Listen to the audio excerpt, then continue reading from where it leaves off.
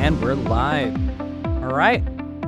Hello, everyone. My name is Brian Ebisuzaki. I'm currently a third-year student in the Doctor of Physical Therapy program here at BU, and today is the first episode of our interview series in the Youch You in Pain social media page. Today is the first in our interview series where we're going to be talking with clinicians about their experiences working with chronic pain and how to treat patients who are struggling with it. And joining me today for our very first episode is my friend Megan, who works over at the Ryan Center. Megan O'Keefe, she's currently finishing up her residency over at the Ryan Center. How do you feel about that? Yeah, it's a little bittersweet. I've had a great time practicing at BU Physical Therapy Center over the past 12 and a half months. But I'm looking forward to bringing some of my chronic pain knowledge to another clinic come next month. So awesome. And you went to BU, yes? Yeah, so I did the 6-year BS DPT program at BU. I graduated last May, took the boards, and then I started working at BU PTC as part of their orthopedic residency on September 1, 2023. And I'm doing that until the end of this month. So yeah. Wow, that's exciting. Yeah. And knowing Megan, I know that you have like a very passionate interest in chronic pain. I remember we went to CSM this past year, and you were so stoked about all that. So I'm really excited to hear from your perspective today. So thank you. I'm excited to be here. All right. How often do you find yourself at the Ryan Center in the past year? How often have you found yourself working with patients who have chronic pain, which for consistency's sake, we'll say is anywhere greater than 6 months of struggling with a condition of pain? Yeah, so it's definitely not a huge number of my patients, I would say, especially getting to that 6 month and beyond mark. We get a lot of the people that in other parts of the chronic pain literature would fall under chronic pain in like that 3 to 6 month range. I have had a handful, or like a little smaller handful of patients that have had pain for like years, like 8, 10, 12 years. It's definitely not the biggest part of my patient caseload at any given point, but it's definitely prevalent. And even in my patients that don't qualify or don't have like persistent pain, based on timeline, I end up using a lot of my pain science knowledge regardless of that. Right. And then, I think even we see a lot in the literature about using that pain science knowledge and kind of talking to patients about that as one of the main things that's important, pain neuroscience education. Now, that sounds great in theory, right? But when you think about the neuroscience behind it all, what's going on in the midbrain and the periaqueductal gray, all that, that's a lot for patients to absorb. So what do you feel like has been a successful strategy for you in talking to patients who have chronic pain? How do you kind of broach that topic? Yeah, I think it starts from the initial evaluation. In my experience, the patients that have come in, they've had pain for a decade, widespread pain. They've been invalidated by other healthcare professionals, family members, friends, and they think that their pain's made up at this point. And they come to PT and they're like, I just don't know what to do. And I spend a lot of time on that initial evaluation, just building a trusting relationship. Be like, I hear you. I believe you. Your pain is very real. And we're going to do everything we can to, 1, figure out what's driving it, and 2, address it in a way that is beneficial and gets you back to doing the things that you haven't been able to do for a while. So I think it really starts with listening to their story, really, and their subjective.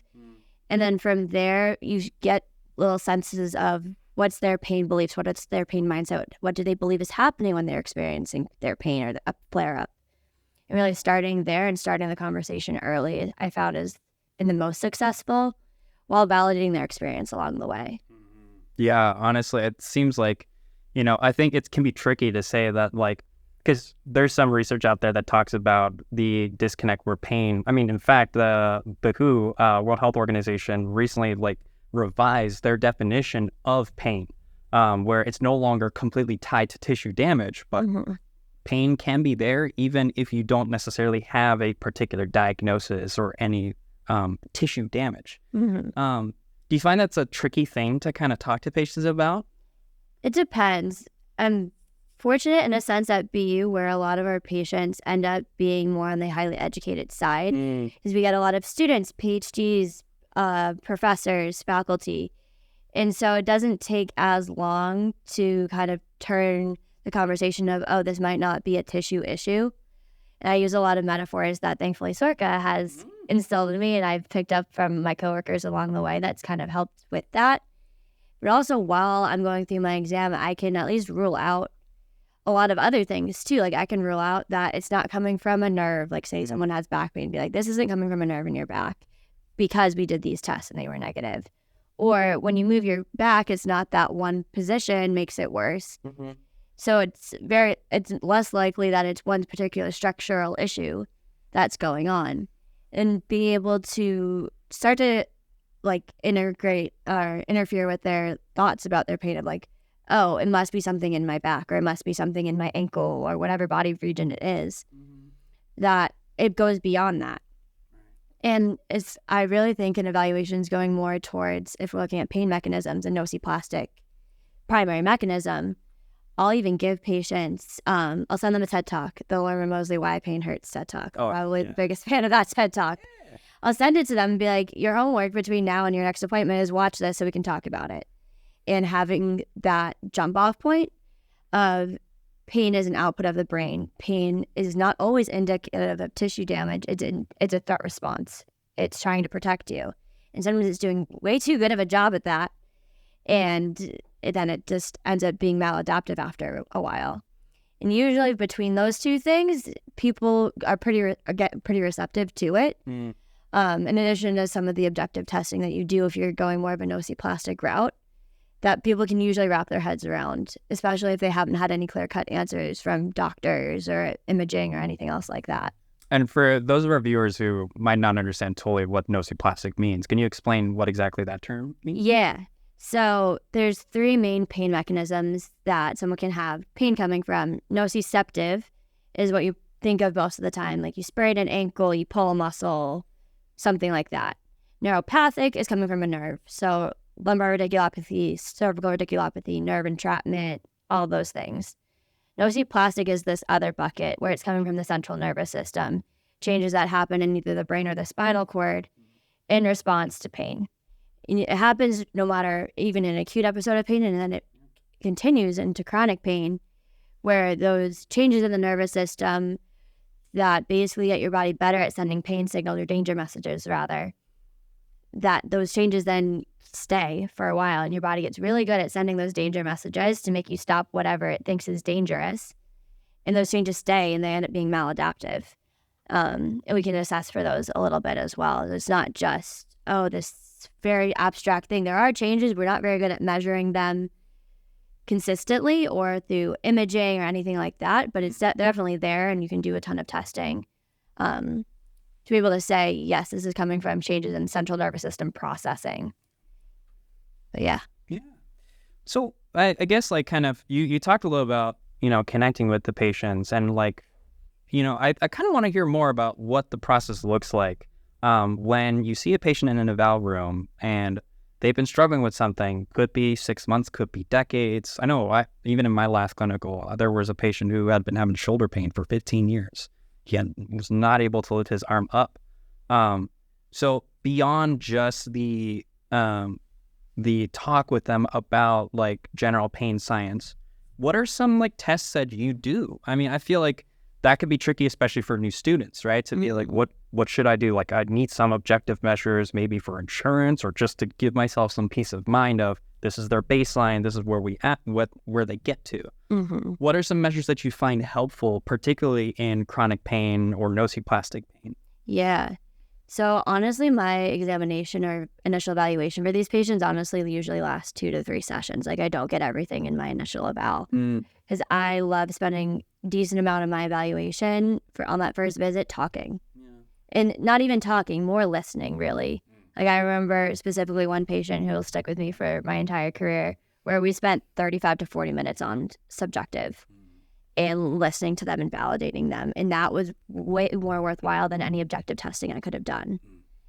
Given that, then I spend most of my time on ruling out as best as I can nociceptive and neuropathic drivers, making sure there's no red flags at play. So whether that's doing neural tension testing, reflexes, active range of motion, and then I know that I want to do some of that more quantitative sensory testing things, but I almost always do it on my second visit or on my first follow-up. Things like that. pain to pressure threshold pre and post exercise is usually my first gateway into assessing nociplastic pain. If they have a paradoxical response, meaning that pre-exercise they have a value where pressure starts to become pain, have them do some sort of global exercise for about 10 minutes, dump to break a sweat, remeasure in the same spot that they're experiencing pain in a remote area, and if those numbers go down, then you can say they have a paradoxical response and there's something that's amiss in their central pain processing, because that number should go up if there are not those central nervous system changes that are contributing to their pain experience. Gotcha. And then from there, I'll either look at sensory cortex or motor cortex changes through graded motor imagery, 2-point discrimination, localization, graphesthesia, as I see fit, versus, and also like how I have time for. But that never happens all in one visit unless I had a limited time, which we don't. Yeah. But it's definitely something that's constantly evolving. And as I'm going, educating along the way of like, okay, this is good. This gives us data to say that there is, like, your pain is real. Like, it gives more evidence that your pain is real. It's just not in the way that we normally think, or that the medical profession is less adept at finding. Like, it's not like it comes up on a lab test, or it doesn't come up on an MRI or an X-ray, but it's a whole other field of testing that proves that your pain is real and that there are ways to change it too. And I think that phrase by itself, pain is real, is something that means a lot to patients. I mean, there's a lot of like general pain messages such as, oh, pain is all in the brain. And to be fair, like a lot of how we interpret and how we create the experience of pain is a result of processing that occurs in the brain. I mean, I remember in school we talked about how there's no such thing as pain sensors, like in parts of the body. There's danger sensors, and they only help to influence how pain is created, or whether the sensation of pain, so to speak, the experience of pain is created. And I think changing from pain is in your brain to saying your pain is real is something that really validates, like you talked about, those patients. So that's great. Do you feel like that was hard to do, especially as a new grad and sort of working with these kinds of patients? Because that's a tough conversation to have. I think even with experienced professionals that I've spoken to, that it's not a very comfortable conversation. What were some of the sort of struggles that you had, especially early on? Yeah, I think early on it was hard to articulate that pain is an output of the brain. And then they'd be like, so where is it coming from? And then that gets a little tricky. Yeah. And thankfully, I had some mentorship when I was a third year from Jake, who I think you're going to interview in some later sessions. Oh, yeah. I did my practicum with him and got to witness some of his conversations with patients with chronic pain. And also during my time as an aide and with all the staff at the Ryan Center, I've had a lot of seeing it happen and then being able to start to put it into practice and taking those tidbits, those metaphors, ways to talk about it. And I think that's what really helped me. But it's hard and it's a skill. And it's not it's all the patients we see. So it's a skill that takes practice and you get better with every interaction.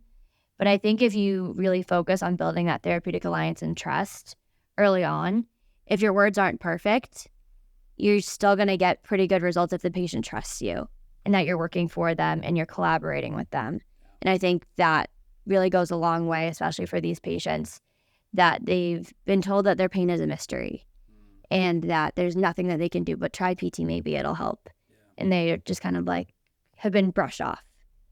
And being able to be no, this is real. We're going to work on this. And even if your words don't come out perfectly, it ends up being okay. It's the listening. It's the listening aspect for sure. And you get better at explaining it along the way. You get better at answering their questions. You use your resources around you, the other PTs that may have had more experience. And if you're the most experienced one in the room with it, then you try your best. And thankfully, there's a lot of good resources that are coming out on how to have these conversations with patients and with colleagues even too. I think there was even a Resolve trial that came out about 2022 results wise. I know one person I often like to reference, you referenced him earlier, Lorimer Mosley. He was on that paper. And they talked about implementing sensory motor retraining into patient care. If I remember correctly, it was a 12-week intervention. But it's interesting because they talk a lot about talking with the patient, providing that education, do that graded motor imaging. But I feel like it's also tricky too, because a lot of those, like that particular trial, a lot of it was that one-on-one hour-long sessions. How do you sort of navigate that at a busy clinical environment that we often see, particularly in the outpatient setting? You know, like what do you feel like has been an important, has been, or what are some strategies that you're using now to kind of struggle with that? Yeah, that's definitely my biggest struggle. Yeah. With patients with chronic pain is I really kind of need the whole hour one-on-one with them. Right. And so it becomes trying to be as strategic as I can with my schedule, with, okay, who's after them, who's before them. Using my support staff that I have available, like the aides that we have at work are great, but also trying to at least prioritize in that first 30 minutes any education or things that we need that I need to like get across, check in with them, make sure they feel seen and heard. And then it becomes a little bit of bouncing back and forth. And I've found with these patients and just in general, if you're just communicative, that's a word. With your patients, if you're like, hey, I gotta go check on someone else, but I'll be back. And then give them like something that we've worked on, whether it's like active mobility, deep breathing, something that they can do independently for a few minutes while you go and make sure your other people are cared for. You're able to kind of manage and go back and forth, but it's hard because they do take a lot of attention and one-on-one care. And I've struggled with feeling guilty for the other people that I have on my schedule that are in the clinic with me, but also this other person that needs this one-on-one attention. And so it becomes a balance and you get better at trying to manage it. But I think as long as you're communicating with all parties in the room at the same time, you can find a balance of going back and forth, at least prioritizing the one-on-one things that must happen, even if that means maybe it ends up being a little bit of a shorter session, because sometimes that's okay too. Absolutely. Now, it's interesting too, like, you know, with how much you dedicate towards the talking aspect too, and even like the shorter session, they could always be like short in the sense of like, maybe you do like 1 or 2 exercises. Like I know there's some patients where it's like, that's all they can do. So do you ever find yourself collaborating or working with, because a lot of it seems to kind of fall into the realm of psychology, right? And we talk about like mindfulness training. What, like, do you often find yourself collaborating with psychologists, or are there sort of like co-treatments that can occur? Yeah, so at BU Physical Therapy Center, we have a working relationship with CARD, the Center for Anxiety and Related Disorders. So we have usually about 2 doctoral students a year, clinical psych doctorate students come in, and they observe. They usually hang out with one PT, but you can also do consults with them. And then if they end up needing services, they can co-treat with us. And their realm is cognitive behavioral therapy, specifically for patients with pain and chronic pain. So if you're needing help in that realm, we collaborate with them. I did a few sessions with them as part of my residency, learning more motivational interviewing, mindfulness training, and how to have more of like those change talk kind of conversations, which is really helpful to have another tool in my toolbox for that. And a lot of times it ends up being me asking the patients if I think there's some yellow flags at play, history of anxiety, depression, asking them if they're seeing a mental health professional outside of this. And if I think that the CBT for pain would be beneficial, asking if it's okay to connect them with them. But some people, they just need regular talk therapy. And if they're already seeing a mental health professional, then I just ensure that they're seeing someone, or suggest that, hey, this might be a good idea to add. Yeah. And going back to like the biopsychosocial model of just care in general, the role that psychological factors play in your pain experience and your body's ability to process pains, like danger messages, and then that results in pain, is so important. And if we're missing that whole bucket, then you're missing a big part of the picture. Really not getting at the root cause. Like you're right. Yeah. And we have like psychologically informed strategies, like we can pull from the strategies of CBT.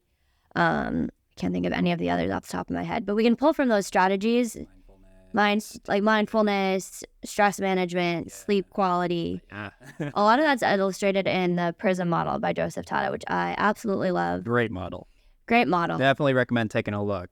Yeah, it covers 6 domains, 3 processes each, and a lot of it isn't even what we would consider traditional PT in the sense of exercise, manual therapy. It's a lot of, one, being patient-centered, using a shared decision-making model, but a lot of education and addressing people's pain beliefs. What do they believe is happening when they're experiencing pain? Giving them psychological flexibility, things like that. Also addressing sleep quality, nutrition, things like that. With it, and as much as we can in our scope of practice as PTs, but also being able to recommend referrals to other providers, especially mental health professionals. Absolutely. Yeah. Yeah, no, I agree. I think with the PRISM model, the fact that it is so like multidimensional approach, but also that it's a very active kind of model. I think the biopsychosocial model does, like, it recognizes the influence of biology, psychology, and social life. But like PRISM, I feel like adds in a lot more in-depth sort of action-based elements to that picture, where they talk, I think if I remember correctly, they talk a lot about if you have, like, you need to see, like, what are the areas of importance to focus on for a patient. Like, for a patient that comes in, maybe it's the physical aspect that is lacking. Maybe they need, like, to include more physical activity. But then, like you said, maybe nutrition is the missing piece as well. And so recognizing, like, where are the limitations? It's just like a physical, like, sort of evaluation we do in PT. Oh, yeah. You see what the impairments are. You go from there. Range of motion, strength, sensation. But then taking into a matter of sleep and nutrition and just self-efficacy. I feel like those are impairments that we don't often talk about. Right. So I love that, like, that came out and that it's a lot more specific to that. So it's great. Yeah. Especially that one of the goal of the PRISM model for PTs is to empower patients to achieve wellness and community participation. It's not necessarily on resolution of pain. That might be a secondary effect or goal or outcome, but it's really on giving them management strategies, which honestly is the best part, is being like, hey, we might not be able to eliminate pain, and pain is a normal part of life in a sense. But we can give you strategies that help you to be able to manage this on your own so you can still do all the things you have to do or want to do. Yeah. And I think that whole empowerment piece is the biggest part, is giving patients the tools so that they can manage it on their own versus they have to come to PT for forever or for a really long time. And sometimes they do. They end up needing a lot of care. But that's not the end goal, that they keep coming to PT for, like, maybe some of those more like graded motor imagery or sensory discrimination training, maybe at the beginning. But really, like, how can you empower them to take charge of their care in their life? Because a lot of times they come in and they feel helpless because they haven't been heard. They don't feel like they can do anything that changes their pain.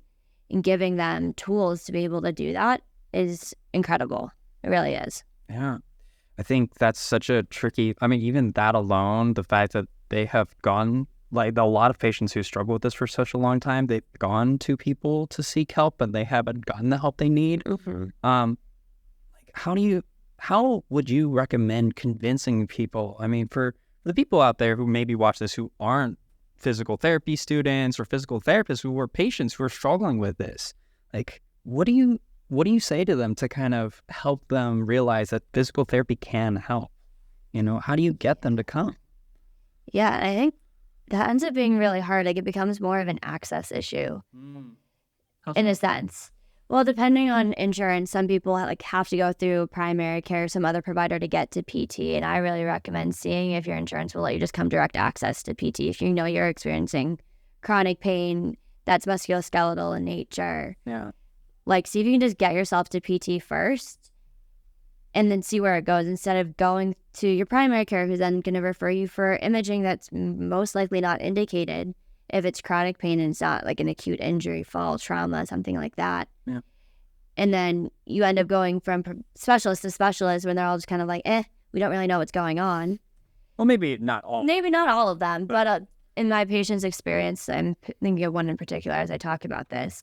Like, they kind of got tossed around from provider to provider, and they're all kind of like, we don't really know what's going on, but we'll keep testing things.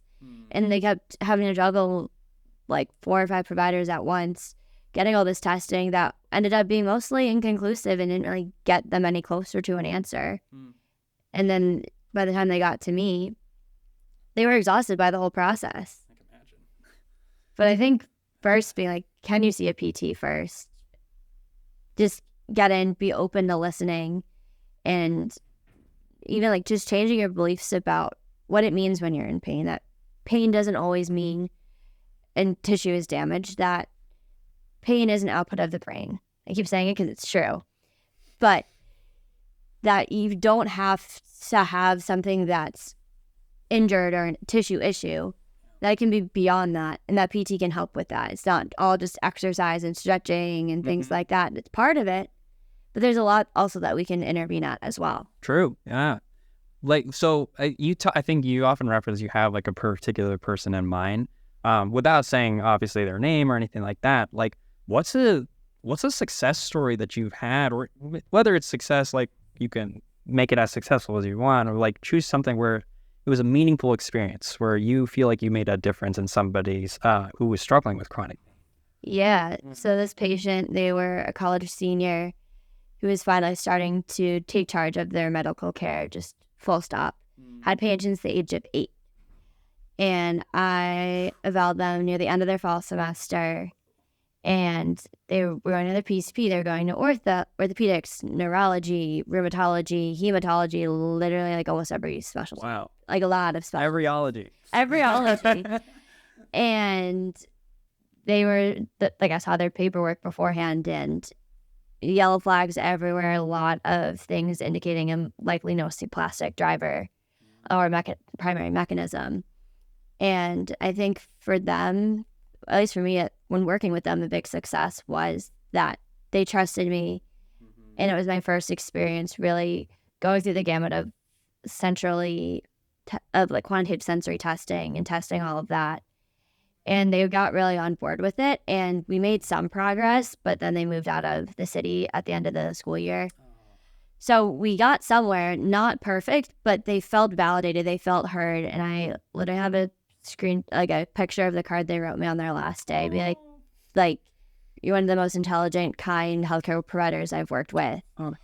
And I still keep in contact with them infrequently. But the fact that they came in and they were so defeated about the whole process and their pain and thought it was never going to get better. And even though they didn't subjectively have less pain necessarily when they left, but they could do more, they understood more, which is sometimes even half the battle. Like if you don't understand it, it feels really scary. Yeah, it's tough to understand. Absolutely. It's tough to understand. So having at least a little bit of a better understanding. Yeah.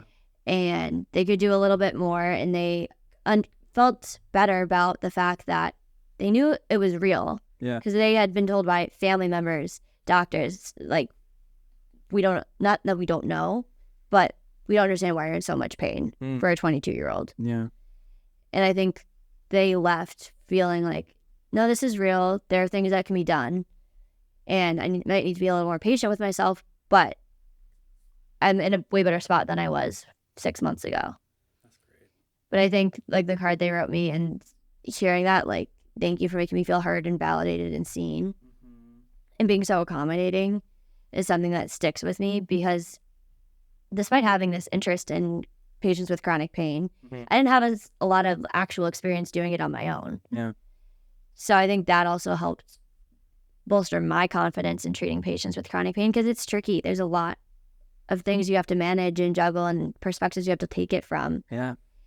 And so for me, it felt like a success, because even though objective measures wise, they didn't get that much better, they left feeling a lot better. And just overall, they were in a better state of mind about it because they understood it more. Yeah. And that becomes a hard thing for patients with chronic pain, is even on like, a lot of it's subjective. Yep. Like either how often they're having pain flare-ups, the types of functional activities they're able to do. And there is a bigger push towards more like functional capacity measures like grip strength, 6-minute walk, and measuring those for patients with chronic pain. Yeah. Something I didn't do with this patient that I wish I had, because there's a lot of up and coming evidence on using that as some sort of objective measure to track progress. Because in these patients, like, there's not always a ton of like physical findings beyond like centrally mediated things.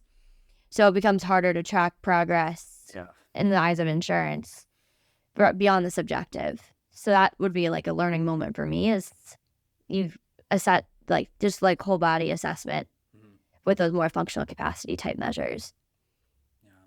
That was a long story, but I think I answered the question. It was a great story, and I appreciate it. Thank you for sharing that. I mean, I think it's also not just great for the PTs and PT students out there who are like, what do I do with a person like this? But also for the patients who have gone through all those hoops, all the ologies, and just realize that, hey, there is a sort of not to be very cliche, but sort of light at the end of the tunnel, that there's there's somebody out there who has that understanding. And who might be able to help you in some way. I think there's another one. It's not chronic pain, but it kind of reminds me of what we talked about in school, functional neurological disorder. Do you remember? It's that sort of idea of the where it doesn't make sense, from our typical ways of measuring things, of why they're struggling with certain activities, but the validation and the fact that there are methods to treat, like graded motor imagery, is something that's oh, there is something. I'm not crazy. This makes sense, Yeah. Can you can you walk us through what was a typical treatment day? What did that look like for this person? Yeah. So typical treatment day, we usually started with at least 10 minutes of just talking, how are you doing? How's last week been? Mm-hmm. And that gave me a sense of physically and subjectively, what activities were better this week or worse this week, climbing stairs, walking across campus, those types of things. It also gave a sense of are they in more of a pain flare-up today? And then depending on my patients after, I could game plan and be oh, so it sounds like today's not a day to try some new exercise. Today might be a day to do more of the graded motor imagery, sensory discrimination, localization training types of things. Mm-hmm. And then asking them, how does that sound? And then depending on the day, it was a lot of talking about pain beliefs at the beginning. It was addressing their sleep quality, because they mentioned that their sleep quality and quantity both weren't there. So it would always depend on the day, and I kind of would have a game plan in the back of my head, but also let them drive as much of the session as possible based on what they were telling me. So starting with a just blanket, how are you? Gave me a lot of information, then be able to guide my treatment, and knowing I had different buckets I could pull from based on what they needed that day. Whether they needed reassurance in some more, I would say, typical pain neuroscience education, but more of that, especially at the beginning, because it's hard for even PT students and us to wrap our heads around, let alone someone who doesn't have that background. Yeah. So that was a lot at the beginning. And then getting into whether it was talking about sleep, stress management. Have you been seeing your therapist? How has that been going? Mm-hmm. And because they were seeing me while also seeing other providers, being oh, I remember you had this follow-up appointment with X provider. How'd that go? I let them share as much or as little as they wanted. And then knowing I also had other goals of, let's maybe, if do you want to do motor cortex, graded motor imagery? Do we want to do more sensory cortex things of localization and graphesthesia? Is today a day to try some graded exercise? Is today more of an active mobility type of day? And using their presentation that day to kind of choose one of those buckets and then confirm with them, is this a good path for today? Mm-hmm. So I didn't want to, it's not part of shared decision making, really. Yeah. And knowing that all of those things could be appropriate on any given day, but meeting them how they showed up that day. Right. Was the biggest thing for me. And I think that really helped them to feel heard and listened too. Not just using that cookie cutter approach of okay, yeah, these are the exercises you've done, just do those. It's where are you at? Yeah. What are you at right now? Because recognizing the social, the psychosocial aspect of this is so critical of asking them, what's going to help you today? Right. I think it's interesting because when I was at CSM, there was a session that talked a lot about how chronic pain in particular is so autonomic in nature. It's not something that we can, I think absolutely provided that education is a big part, but even just beyond the education, it's also providing that safe space, which I think is the idea of that validation, absolutely. But I think it's so tricky to be able to provide that space, especially if it's a really busy environment too. Yeah. But I think meeting them where they're at and taking that moment to connect and say, hey, I'm here, you're safe, you have this space to talk about stuff, you have a part to play in this and your voice matters. It's such a big part of just putting someone literally at ease.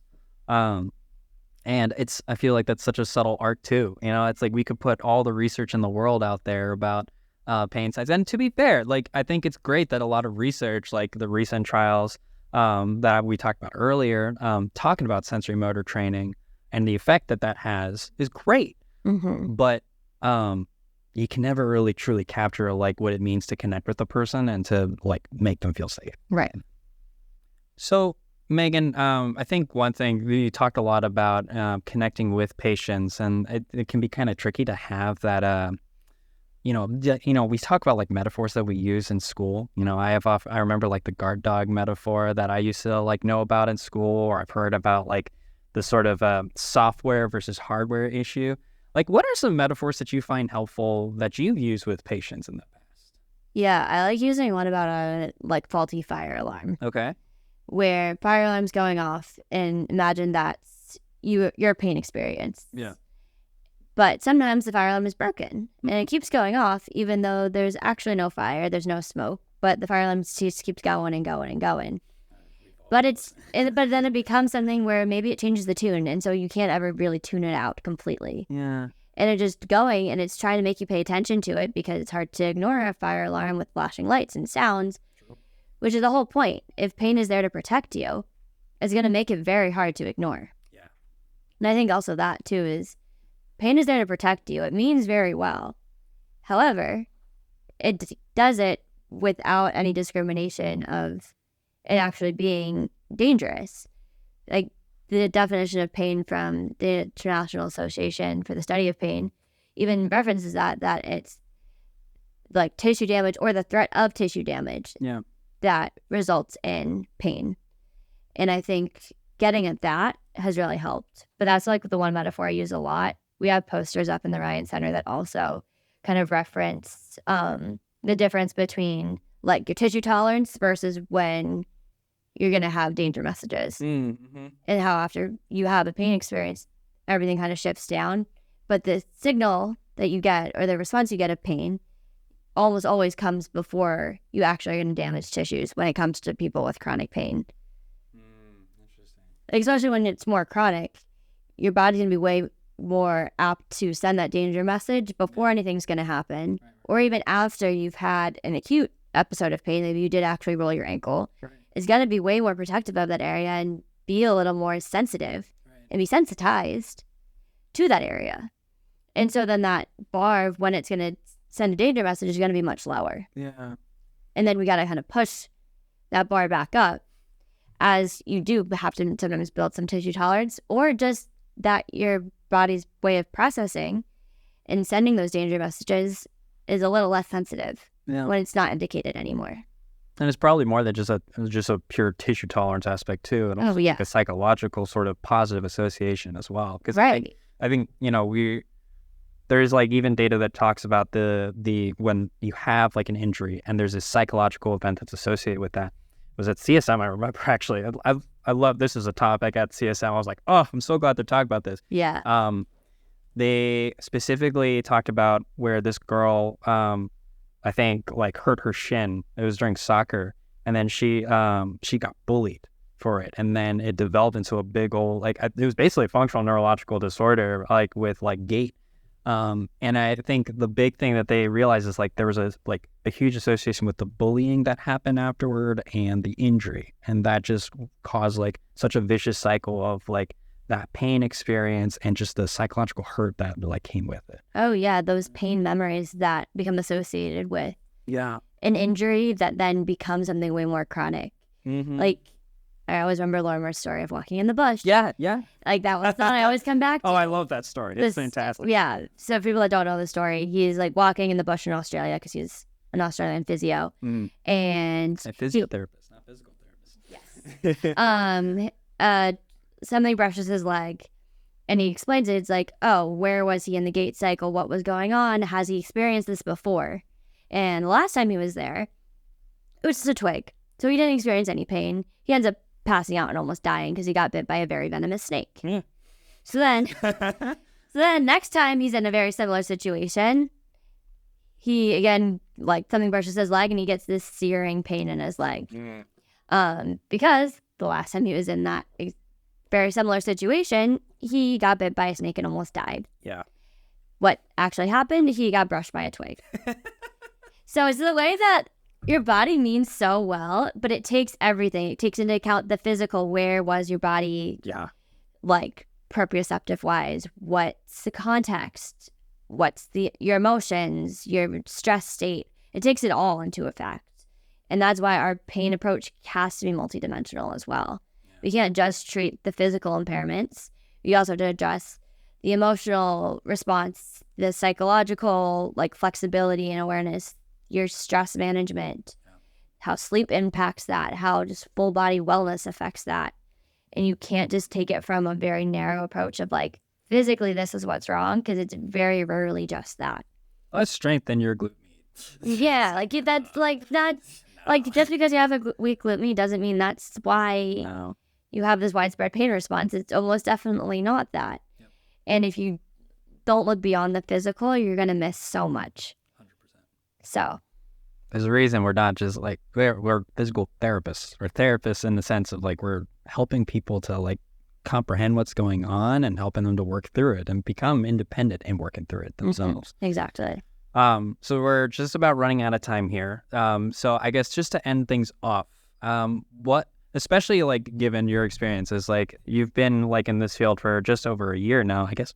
Wow, is it just over a year? Yeah, that's weird. Wow. That's weird. So what are like 3 like main tips that you would give to new therapists who are entering the workforce? Whenever, like, let's say they have like a patient who is struggling with chronic pain, that's a very daunting task. What are 3 big tips that you would give them to navigate through that? Yeah, I would say first is don't be afraid to ask for help. Honestly, and that goes for any new grad with anything, but especially for treating patients with chronic pain. If you have a mentor or colleague, or even just like going back to the literature, there's so much more out there than there used to be. Don't be afraid to ask for help. Big number 1. Yeah. Number 2, like the value of talking and listening. And honestly, the act of listening goes way further than any physical intervention you could do when it comes to treating patients with chronic pain, in my opinion. Yeah. It will get you a lot further. And then maybe that means then you go back and you look at some stuff if you're not as comfortable with centrally mediated pain mechanisms or specific approaches or psychologically informed approaches you can take. And you can go back and look at them, but you know how to talk to people and make them feel heard and listened to and validated, and that can carry you a long way. And then 3, I don't know. Those are 2. They were 2 really good tips. Those are 2 really like don't be afraid to ask for help. Yeah. And 2, like be curious. Be curious. And then I guess 3 would then be like lean into the soft skills of active listening and validation and building trust and therapeutic alliance. Yep. I did my case presentation for the OrthoSig of Mass on this patient that I've referenced throughout this interview. Oh, yeah. Okay. Using the PRISM model, but also how me building a strong therapeutic alliance with this patient got me way further than if I hadn't leaned into that very early on in care. 100%. So I think don't shy away from the soft skills because they can get you pretty far. That's the one that you bold. That's the to be bold out of all the 3. Yeah, right. Yeah, I think so. No, yeah. Thank you. Well, thank you so much for joining us today. It's really been a pleasure having you on I want to say show, but is this a show? On today's episode. And thank you everybody for listening and for watching. If you want to learn more, follow our page, Youch You in Pain. We're on Instagram, Facebook, YouTube, and TikTok. We'll be posting full video files on YouTube, and then we'll have little tidbits on our other pages. But thank you again for listening, and we'll see you in the next episode. Bye-bye.